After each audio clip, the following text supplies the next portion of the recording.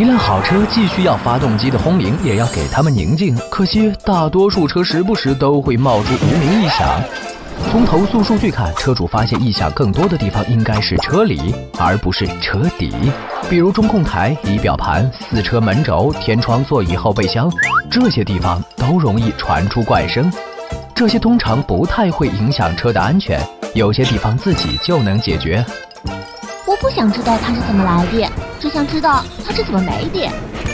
有些异响啊，还真解决不了。不同车型出自不同的流水线，材料也不一样。有些车天生闹得慌，而就算是同一款车，可能这辆有，那辆就没事儿。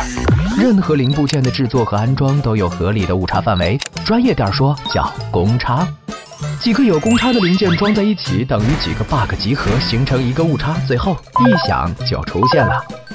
这种3个臭皮匠导致的异响一般不太好找，找到了也不是换个螺丝那么简单。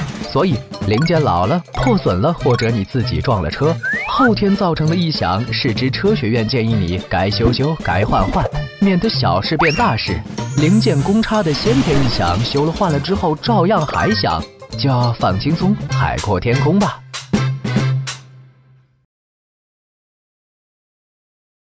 想第一时间看这么多有趣的视频和漫画，快来关注市之车学院吧。